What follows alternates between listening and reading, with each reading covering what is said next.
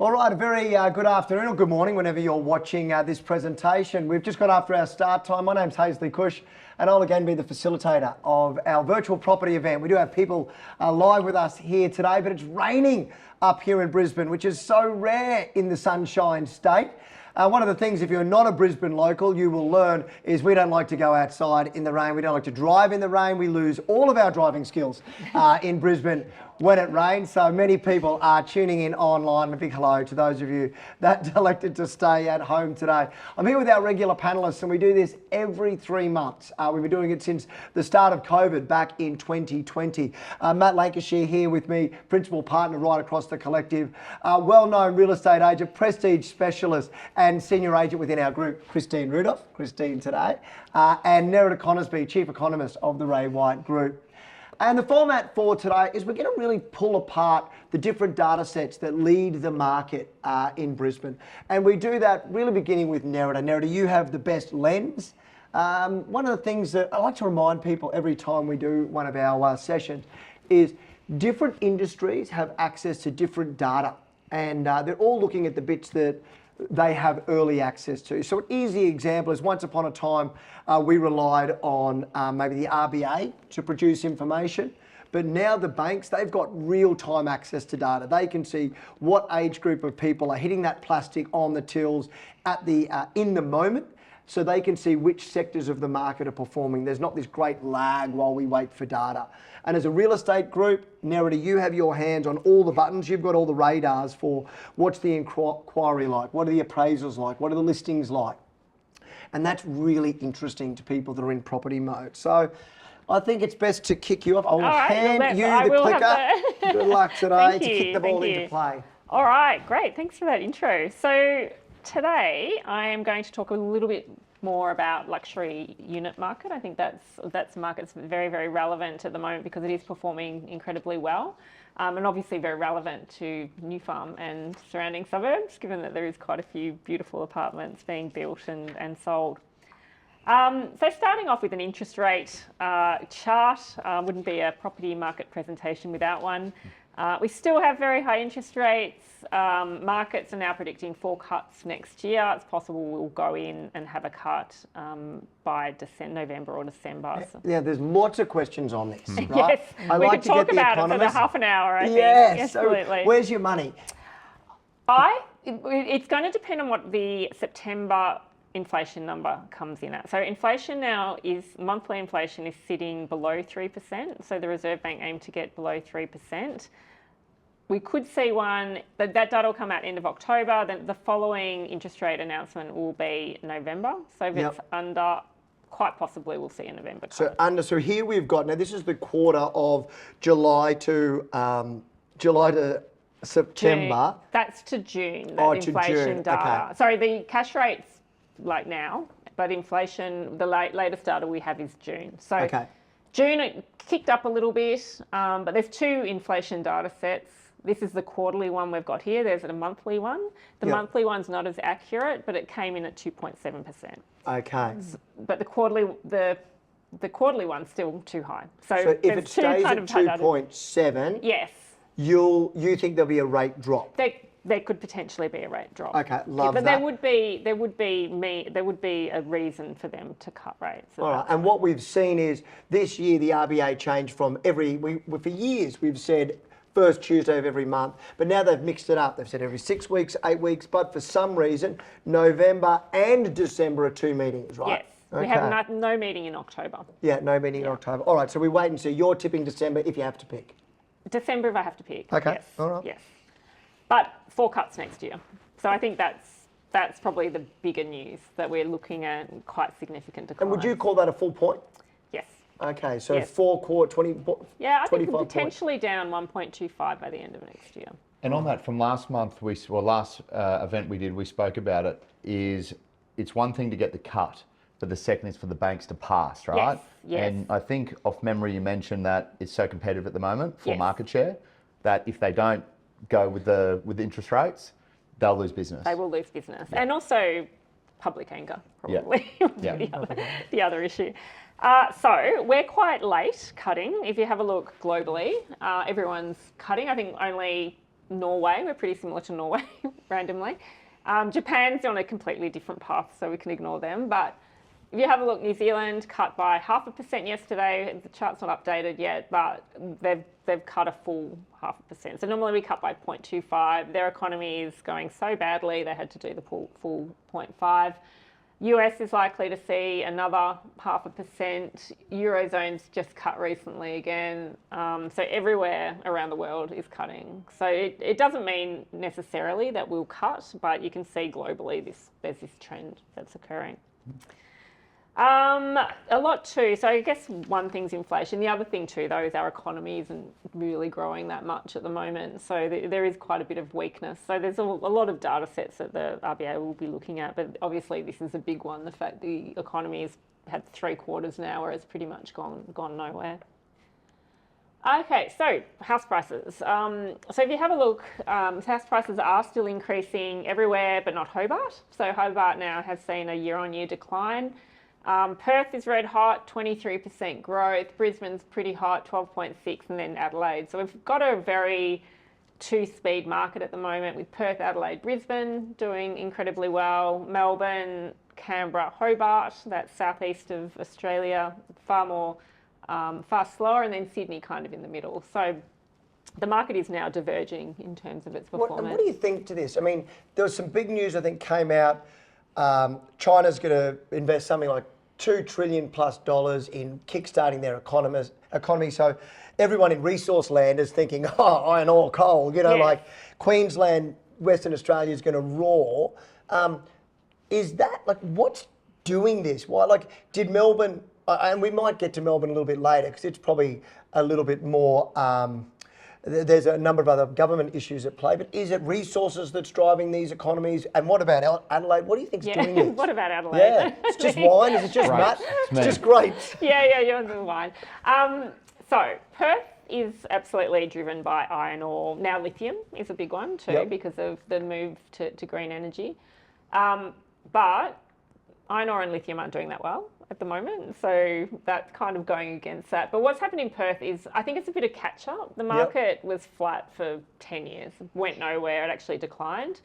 So there's a bit of catch up, very little construction that's taken place, and then you've got a bit of population moving. So it's kind of this unusual kind of situation in Perth. Adelaide, copper is helping the state. So again, we have seen a lift in the economy off that. People again moving to Adelaide, and then probably again a bit of catch up, very cheap for a long time. But Brisbane, southeast Queensland, does seem to be population movement. So if you have a look at where people are moving, it is still southeast Queensland. So that's very much a supply and demand dynamic. There's not enough homes and there's lots of people that want to be here. So that's really lifted. And then we're on the other end, Melbourne, heavily taxed. The economy is not doing very well. Victorian unemployment rate's highest in the country at the moment. And also, and sentiment just seems to be down. So Do you have, not to put you on the spot, but do you know the unemployed, like, to give us a lens on what good versus bad unemployment is? It's not dramatically different. Like unemployment in Australia, it's not, like, you know, I think it's 4.2% nationally now. I don't know off the top of my head. I think Victoria's like 4.5. Yeah, okay. So it's not like way out, but then there's also potentially, I mean, we don't know for sure, but Victoria's probably in recession. It's got a lot of debt that came through from COVID, and they are taxing people a lot. So the sentiment is very down. And it seems to be those taxes, like, that's one thing that I find really, I don't know if it's scary or if it's interesting, maybe it's the property enthusiast in me, but Melbourne, to me, like, they have 2 public holidays a year just for sport. You know, like one the day before the event, you know, the grand final, they shut the city down. Like, Melbourne's fun, it's beautiful, it's got a great arts district, it's the 2nd biggest population, like, it's Melbourne. Taylor Swift will go there and not come to Brisbane. Like, people love, the Oasis is going there and they're not coming to Brisbane. Like, Melbourne's great. So why is their prices starting to look cheap to people from Brisbane? And the numbers seem to be unemployment a bit, but they seem to be just taxing the investor heavily in the property space. Is that the case? Yeah, I think so.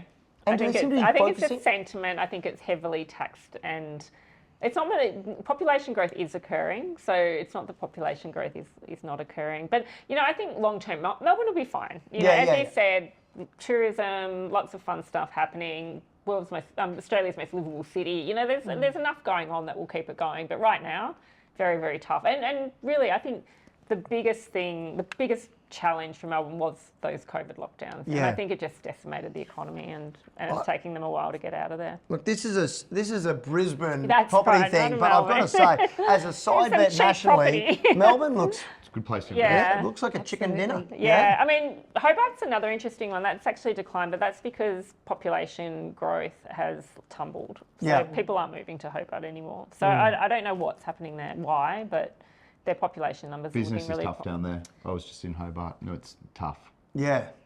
I mean, Yeah. wasn't it, Christine? I mean, Hobart. Everyone loved it in COVID. Like, That's the thing. Yeah. Yeah, everyone was flocking to Hobart. during COVID. romantic, it's Yeah. beautiful, and Cold. then you had to come back to work, and you're like, all right, I have to go back to where I'm from. But like, it Yeah. did see a huge roar. Yes. All right, sorry Yes. to keep you. No, all good.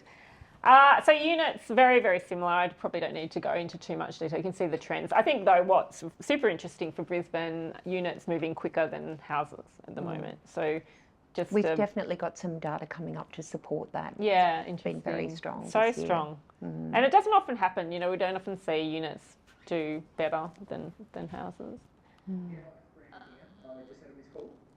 All right, well, Wirtz, you're not off mute. We'll shut you down. Okay. Okay, so what would be the impact of a rate cut? This is some research we've done recently, looking at historically what's happened Wow. the month after a rate cut. Sydney is the biggest winner from a rate cut. You can see there, prices really jump quite quickly. Perth and Darwin don't really move historically, probably will this time around. And then Brisbane's kind of in the middle. So it is likely we will see a bit of a boost in pricing the month after. So if you consider this as one rate cut, if we have 5, it is really going to start to accelerate pricing quite significantly again. So now is actually a good time to buy. Well, I was just about to say, it is great to have the actual data to show that prices do genuinely go up when there is a rate Yes. cut, because there are definitely buyers emerging into the market at the moment, especially investors, and they're backing in the market right now because they are saying that this is exactly what's going to happen in Brisbane next year.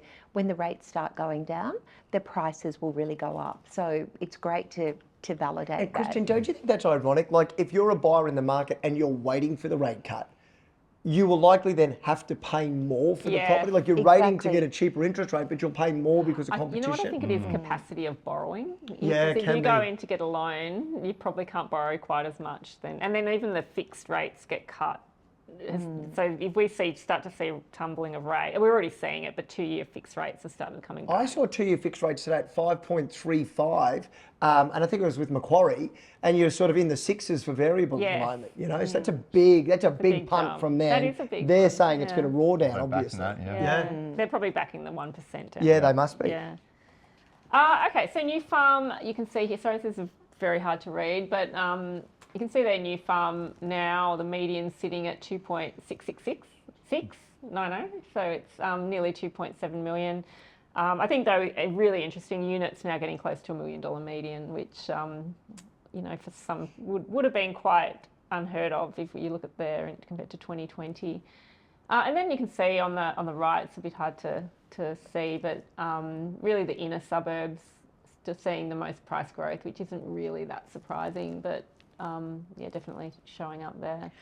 There has actually been an interesting trend this year, and when you have a look at that, some of the outer suburbs have really taken off this year. I think when you look at Kenmore, Brookfield and Moggill, that's a suburb that traditionally hasn't seen, a substantial amount of growth. But when you have a look at all the top 10 sales in Brisbane this year, they're not specifically just the inner city. Yes. Some of these other suburbs have really sort of crept up there and prices have grown accordingly. Well, if you look at Rockley and Acacia Ridge sitting at over $1 million, Yeah, Yeah, I know, that's I can't believe that. surprising, you I shouldn't know. have sold your properties in Rockley. I know. Well, I mean, I grew up in that region. In 1998, I bought a 1-bedroom house in Rockley. It needed renovation. It was on a floodplain for $42,000. 42,000. And I mean, I've aged, but I didn't think I was ever going to live to a time where you would buy, what's that, 4% of the value of $1 million to $42,000 in a 20-year, I mean, sure, my fringe was way closer to my eyebrows back when I bought it, but that's a significant uplift, right? Significant. In Rocklea. But even if you look at Carindale, they're generally estates. Yeah. properties, and they're sitting up at nearly $1.5 million. It is, I mean, we were selling properties in that Rocklea Acacia Ridge marketplace, lots of them between sort of 50 and 80,000 Yeah. for a long time. So it's a good story in terms of the $1 uplift. million. Yeah. Oh no, thanks. You're just doing the math on everything I've lost. Thanks so much. I mean, how nice is it to be able to sit back and have a look when you look at the monthly growth and know that your property is going up by, you know, $7 or $8 grand a month. Yeah, it's not Yeah. bad, It's is it? incredible. Earns more Yeah. than a lot of people in Yeah. your house. Tax Check free. his Tax-free. houses. Tax free Yeah, on the yeah. PPR. Yeah. Okay, this is not working for some reason. That's right. Now we did this last time. It might just, I'll hit it, but it might take a couple to just catch Oh, up. yeah, then it goes- sometime with the slides, and then it rolls Yeah. about 4 or 5 through.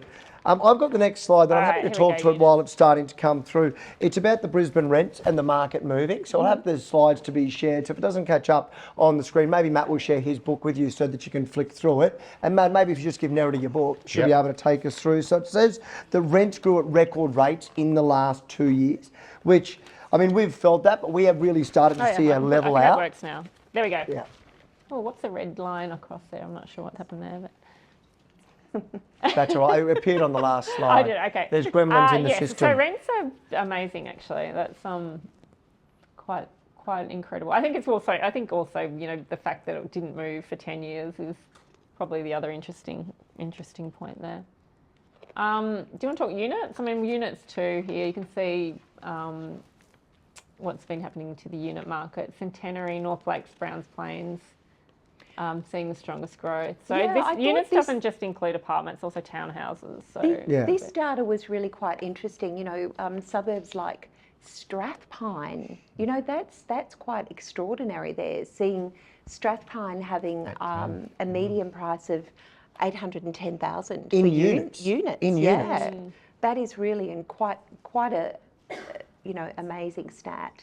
I really think the bit about all of this is we were so surprised to see it was the provincial markets that were having the growth. Doing It's quite almost well, like yeah. the inner city markets roared up, plateau. People went to look for value and kept going out to find it, and that competition has now risen those Yeah. markets. That's what you yeah, think? well, yeah, everywhere. Like everywhere, we're now seeing the cheaper stuff moving very, very quickly. The expensive stuff slowing down a little bit. Yeah. So I think it's also construction costs. So a lot of these outer suburban areas trying to build at the same price as what you were able to build 2 years ago is impossible now. Yeah. So it's just forcing up values.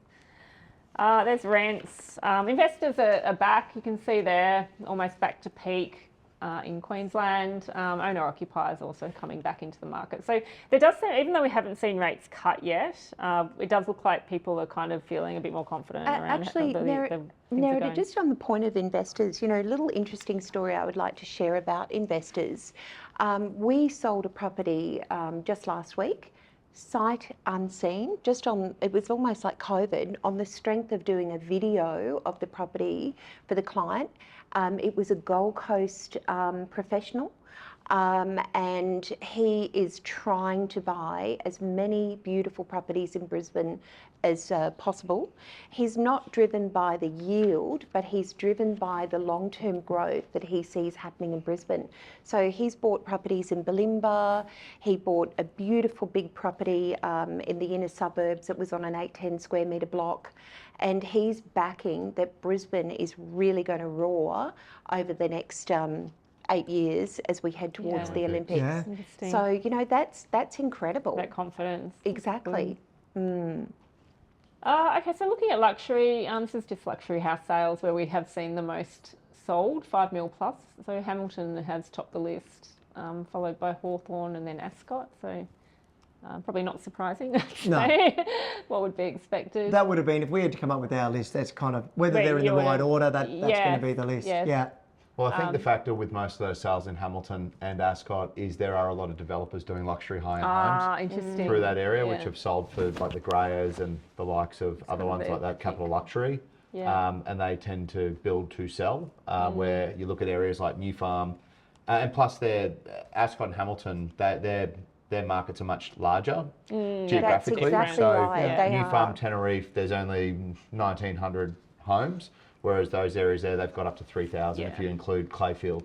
Yeah. And just stock is very tight in New Farm and Tenerife. Yeah, Yeah. so just lack of sales. Correct. New Farm topping the list for luxury units, though. You can Yeah, see there, that makes 31. Kangaroo Point makes sense, Brisbane City. So Well, it is interesting to see that Kangaroo Point has really crept up just in the last 12 months. Again, I'm sure that's due to lack of stock on the market in New Farm being very tightly held. And, you know, Kangaroo Point suddenly becoming a very attractive destination Very to much people, so. especially with the Got new nice bridge views that's and coming things too, across. doesn't it? Christian, Yeah. I agree wholeheartedly. When you look at Kangaroo Point and you see how close it is to the city, like if you were looking at the map of anywhere in the world and you're like, all right, oh, well, you would bet that there was as good as any other inner city location. And when it wasn't performing as well, you'd think, gee, that's value. Why not? And you go, oh, well, Story Bridge, you've got to go that way or over the Riverside Expressway.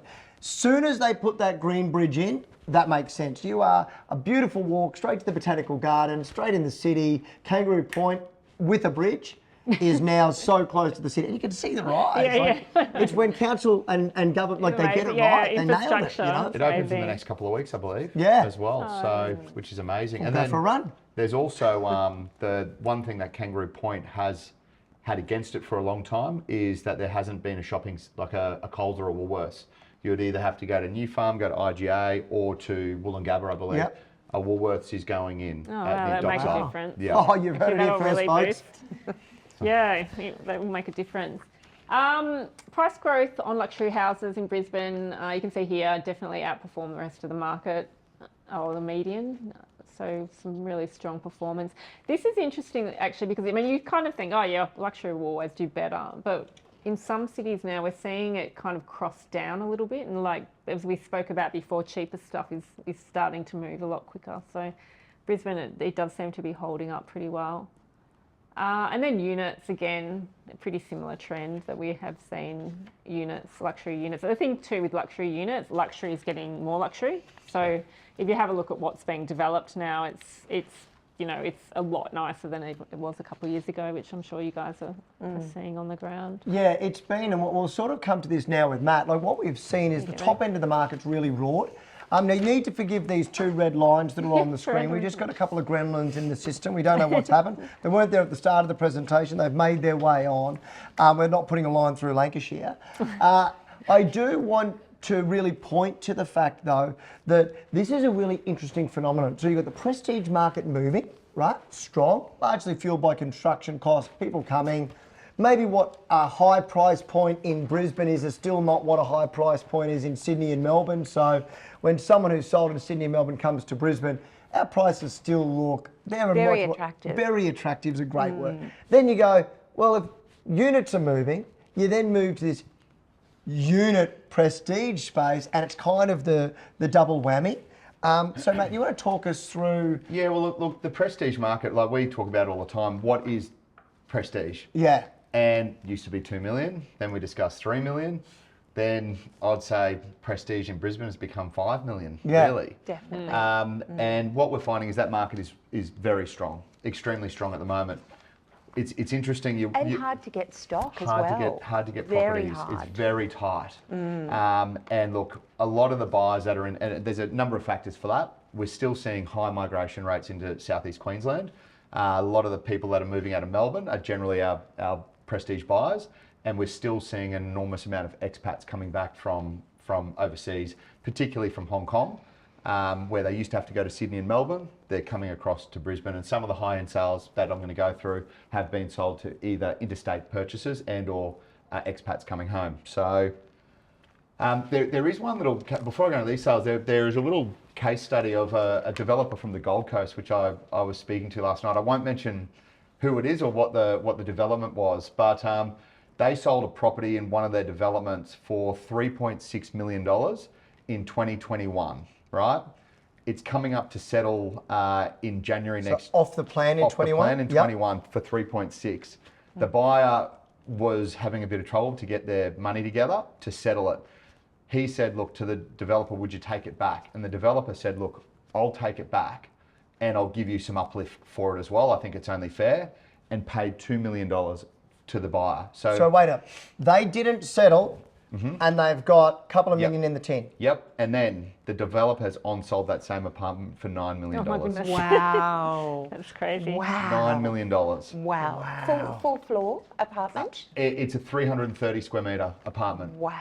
So it's Incredible. and so what we're seeing is those prices that were achieved back and the construction costs that's been coming through, And the demand. and the demand for it, the uplift for those properties is Is this incredible. Gold Coast? Yeah. Yeah, Gold Coast. Is Yeah. crazy. Wow. And in a famous spot on the Gold Coast, you Yep. can probably all imagine. Worst secret keeper in town. Do not tell him. So here's an update of all the sales, the biggest sales for the year. Wellesby Street, amazing riverfront property in New Farm, 873 square metre block. However, a lot of that block was driveway. So the block itself was around 500 square metres. That sold to an overseas person who came back for $18 million. Kalara is another great example. Beautiful acreage heritage home. So it's 4,000. It's an acre in Hamilton. Yeah. That was a beautiful home, 15 million. The School Road was a development site sold to a developer to be split up as a DA. London Road was that amazing New Zealand-inspired property. Yeah. That was That's New Zealand inspired. Like Queenstown, you're like, Oh. was that it? Yeah, very lodge Lodge style, Bar. you know, Yeah, it with was a New Zealand beautiful- architect. It was Yeah. amazing. Never heard New Zealand inspired? Maybe Swiss. Very, Yeah. very Queenstown. Queenstown, Okay. typical Queenstown. Queensland expression. We Yeah. use it just in this part of Queensland. New Zealand. Okay. So Actually, Maddie, while you're And on that- it, sorry, go on. Yeah, so that sale there did actually sell to a local resident Yeah. as well. And the interesting thing about this is that we have seen an incredible change of trend, particularly in the last 12 months, where the prestige market was very much focused on the inner city and also riverfront properties.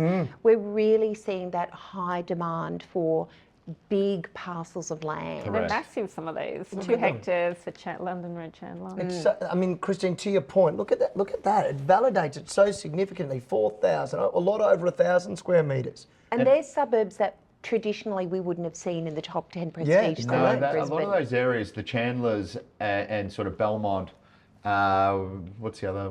Gumdale. Yeah. They were all sort of capped around $5 million, and they've effectively doubled in Yeah. price for similar sized land.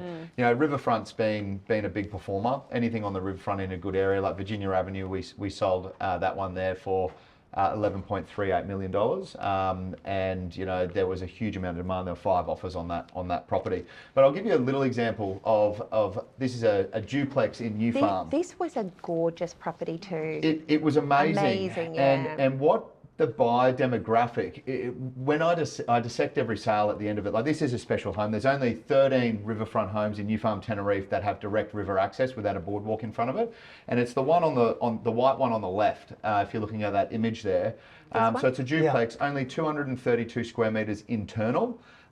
We had 16 registered bidders on that property and it sold for just shy of $6 million. It needs a full renovation. It was built 20 years ago. Amazing developer, Tony Dempsey built Yep. them. And look, if you look at that as example, the 2 highest registered bidders, the buyer and the underbidder, were both in their 30s. Yeah, wow. Which is fascinating. So the money it's young at the moment, a lot of it. And locals. And a lot of locals. And if you look at that sale as to have 16 registered bidders across that just shows the buoyancy in that top end part of town. I think, Matty, that this is a wonderful hand-in-glove moment between Prestige and Unit, and both of those purchasers are involved in the property market. So they're backing the ability to purchase off the back of the income they make from the market. So they're backing the market in. Yep. They were competing against empty nesters. It is, if you had to do the avatar of who your buyer was going to be, you're not doing someone in their 30s. You're like No, not definitely for an that empty price. nester, Yeah. Well, right? there's the empty nester or the right sizer, which we call it now, which is the ones that are coming into a big apartment or a townhouse style, which is low maintenance, so they can travel, go to their beach houses or whatever. I would have picked it to be a downsizer or an empty nester to buy rather than young professionals buying in their 30s. Totally. Well, Christine, this is a good way to sort of lead you because you're really in that space. And we're getting, okay, yeah, no, give it back to her. No, we'll see how it goes. Christine, you spend so much time at the front line. You do a lot in the prestige space. But what I love that you do for us each quarter is you have a look at all the different sectors of the market. And this apartment market, from modest to top end of town, seems to be roaring. So give us a look through the data. Yeah, so just going back to what Nerida was saying earlier, we've prepared some stats here this year of suburbs that have achieved extraordinary growth. Now, I remember at the beginning of the year that we had a property that was supposed to go to auction and we launched it on the first weekend. It was a 3-bedroom unit in Highgate Hill. I could not believe it. It was the second week in January. We had 40 groups through that unit. It sold for about 200,000 more than the same apartment next door had sold 2 months earlier.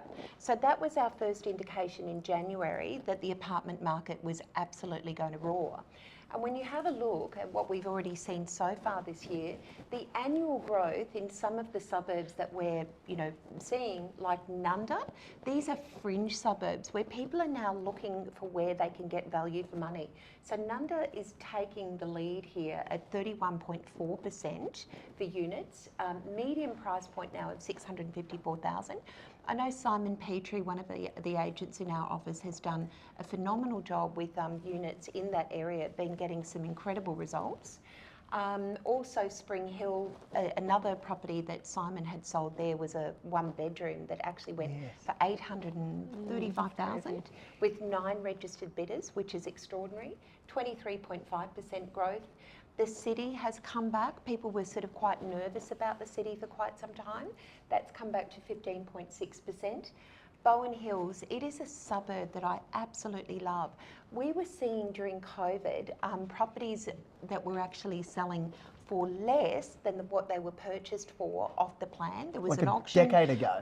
That's exactly That was like right. Newstead and all those areas. Yeah. Guaranteed rentals. You couldn't give them away. Yeah. Now people are snapping up these apartments left, right and centre. New schools open through there as well.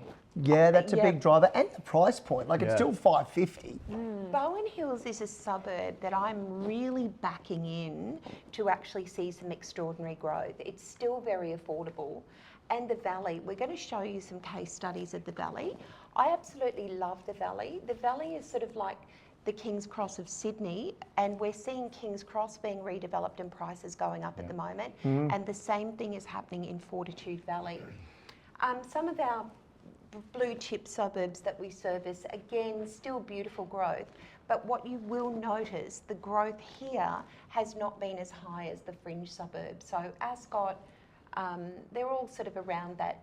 They're exceeding the medium growth of 15.2%, which Nerida mentioned. So the lower the sales price, the more growth you've actually Has seen. been, because people are on a flight for affordability. Where can I go? And as houses you saw there roared, they're like, hang on a second, I was budgeting on spending this much for a house. Now I can't get a house. I either change postcode, which a lot of people have elected to do, or I actually don't need a house. There's only one of us, 2 of us. I could probably go for a unit, and that's where unit And growth open has come for up. inspection numbers are like, we're getting 70 to 80 groups through a unit where in some case you're getting 30 to 40 through houses. Yeah, in campaigns, That's exactly right. I like this case study. Yeah, so here's a building. I just absolutely love this building. Everyone knows the McWhirters building in Fortitude Valley.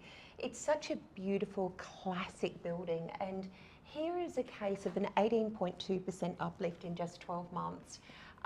This sold in June 23, which was a phenomenal price at the time for just over 600, and has had an uplift of 715,000 in 12 months. And we have a look at, again, Bowen Hills is next. That's another suburb that we're really backing in. If you are looking for somewhere to invest money, we would really encourage you to take a very close look at Bowen Hills because it's on the fringe. It represents remarkable value for money. You can walk to the river from Bowen Hills. You can walk to Gasworks. You can walk to that exhibition ground precinct, which is really developing. And another apartment that Simon Petrie and I have just sold. Now, I love this. This is the Wool Stores in Tenerife. Now, Tenerife is actually, this apartment was actually bought 12 months ago. The owner has done some renovations, so they've taken out the floorboards, polished the floors, sort of really made it quite beautiful, but it still needs a renovation. There's been a 34% uplift in that apartment in just 12 months, which is extraordinary. It is nice to see that the market is rewarding the people that are doing the work, because doing the work's not easy No, at the it's moment. hard. It's hard to get tradies. Expensive. Yes. And there are times where you do the work and then the market doesn't give you anything for it. Yes. It's nice to see a reward coming. Yeah. Absolutely. Now, one of the big reasons why buyers are backing the market in units is exactly because of what Nerida said. Construction costs now for new units are just so high that the square metre rates of off-the-plan apartments are sitting anywhere between 30 to 40,000 per square metre. Unbelievable high. And where you see the growth happen in the future, when you traditionally look at, where we've seen some of the best growth in Brisbane, is you actually pick the suburbs where the developers are moving in and they're doing the beautification. So we've prepared a little sort of map around the river here to show you where to back in the market. So starting at the Breakfast Creek area, which is Hamilton, Portside Wharf is currently undergoing a massive, multi-billion-dollar development. Now, on the back of that, the Olympic Village is just happening right near Portside Wharf, and there are plans for 2035, if it does actually get passed, that there will be a beautiful world-class marina built just near that Portside area as well. That topic's controversial. Oh, yeah, We'll wait to see what happens after the election. Yeah, but what I love about all this, Christine, and this is amazing for people, this is some examples of developers that have got DA, this is some that's underway, and these are just a couple of the headlines. Like, there is a whole host, ton of you know. stuff, You go down that Apollo Road at Bulimba, there's an acre of cleared land that's going to be developed over the next, the barracks there. Yep. Go on, because there's some great stuff here. So Tenerife Banks, now this is this developer, Kokoda Property, they're the largest private developer in Australia. This is a multi-billion-dollar development that they're doing right on the last industrial site of Riverfront in Tenerife. Now, what we are seeing in the market at the moment is a lot of people are snapping up units in Newstead, also Tenerife, because it is much more cost effective for them to be buying these properties right now, because they know when these developments go ahead, they're going to bring so much capital growth to these suburbs, that they are guaranteed to be seeing an uplift in their investment. It's so great, Christine, when you look at all of that. Queen's Wharf is out of the ground, Eagle Street development's coming on. This one we put in, I love that you pointed to Howard Smith Wharfs. I mean, they put a DA in, obviously it's still got to get through council, but what about that? I mean, what a live city we're going to have when you've got all of this activation all the way around the ridge, from sort of that piece of where the casino started. I mean, they're going to do a West End second South Bank 2 at some point, all the way through to the Gateway Bridge. And you mentioned that Green Bridge, you can see it there at the bottom of the screen. That's going to connect Kangaroo Point back over to the CBD. And this Portside's currently underway, isn't it? It is, yeah. I mean, it's quite remarkable if you actually go to Portside. You know, it used to it was really due for an uplift. And we're seeing, a correlation between a big rise in prices there, because people actually want to live where they can live in a unit, go downstairs, go to a restaurant, go and buy their groceries, have the convenience. It's right near Racecourse Road, it's right near the City Cat, it's so close to the city. To the airport. To the airport as well, yeah. And compared with New Farm and Tenerife, that whole area is incredibly good value for money. Yeah, I put that as well on that sort of place to watch like Bowen Hills. If you've never been to Portside, or for those of you that have, just play the show reel. You do have major shopping precincts, you do have great restaurants, you do have great value. You do have Ascot, which is an established suburb there. It's not like you're miles away from the established suburbs, you're there, you're on the river. I mean, that's where the big boats come in. You've also got Eat Street markets there. Like, it's so much fun takes place out in that region. So you can see value. I'm going to bore you with a couple of line graphs now. I like to get between the spreadsheets. I love this one. This is what I said at the beginning of this presentation. Have a look at the data set. I love this data set. From anyone watching real estate, the number of people that are attending properties to me is a big one. So year on year, we saw that it held. So July to September, we saw 6,600, so 6,626 this quarter last year. This year we saw 6,687. About the same. And we saw exactly the same number of transactions. So weird. That is incredible. That's Do you 2 know- months, two months in a row. 2 quarters in a row. Yes, 2 quarters in a row. So the last time we did this presentation, we had 200, I think it was 78 And for it the was the quarter, same, and it was 278. exactly the same year on year. So it is showing that Brisbane's holding, and probably that's because of the things you said, Nerida, the migration, the livability. If we didn't have the migration and the livability, you might start to see like those other cities, hey, you've had your run, you've had your turn, but because we've got the people coming, because we've got good livability, people are coming and they are staying. But with And 30, also investment, you know, coming back to the infrastructure and the Woolworths at Kangaroo Point, you know, there's things that are going on that are just making it better and better. but also we're undersupplied, southeast Yes, Queensland. that's So we're 30,000 houses undersupplied, and the migration rates can't keep up with it. And if you look at, I listened to this podcast with Mark Burris that he's just recently put out, and he spoke about nationally across Australia at the moment, there's 150,000 pre-approvals and only 30,000 have bought. So, Yeah. Wow. So Yeah, there's a lot of people with money in their pocket. They're either looking and can't find, or they're waiting for something. Yeah. or they're getting the maximum, the maximum they can borrow, and they're missing out because of the uplift on prices. So Yeah. there's a bit of that as well. This is a bit of information from rentals. Not sure if you have a look at these, you've seen probably available properties. We're the green line this year versus the grey line last year. So we've seen it drop off. So available properties is coming back out. So you hear lots of talk of housing crisis, housing crisis, housing crisis. From the front line, we're not seeing as much of that. We have seen rental prices go up. Now, our data set comes largely from the inner city. We've got about 1,200 managements across the city. We do go right out, but largely a city-centric concentration. So I can't speak for what's happening further out. I can say that properties sub 500 are nearly extinct in the inner city. They've nearly gone, and you'll see that here on this next slide, I think, yeah, an average price. So this one here, you'll see it on your slide. You might not see behind Christine, but 0 to 500 a week is trending down, and it's trending up 500 to 1,000. But that's just because those properties have gone up in value. That's why we've rented more. Arrears is still low, which is people are paying the rent. So you would think if you're looking at cost of living expenses, you would see arrears high.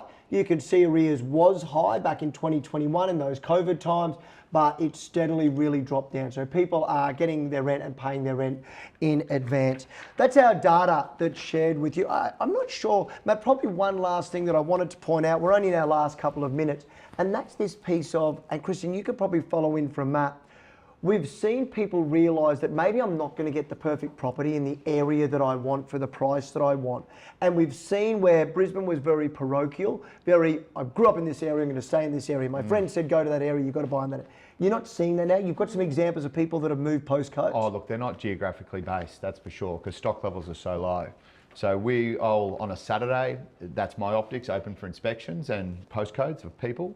And we're seeing buyers, so if I'll have an open home in 6 different suburbs on a Saturday, some of those buyers, I'd say almost 25% of the buyers would be flowing through 4 or 5 suburbs because there's no stock. So they're not so much geographical based anymore. They're going to go everywhere. I'm a prestige buyer, I'm a prestige specific, not because I want to spend the money, because I want the things that come with spending that sort of money, the extra bedrooms, the extra space. And supply's low. Yeah, it definitely comes back to low supply because people are now being more creative in their thinking, and they're, you know, you see it definitely in the unit space as well. There's a critical shortage of units, and I think when we look at Kangaroo Point going up, you know, through the roof, it's because people are going, well, we can't find anything really in New Farm. It's very tight. Kangaroo Point's starting to look good. So that's the change. A lot of the mindset. interstaters, that were coming from Melbourne and even Sydney, they were thinking that there was going to be a better value proposition to buy in Brisbane. Yeah. And they're shocked that the prices, well, we've surpassed Melbourne in some cases.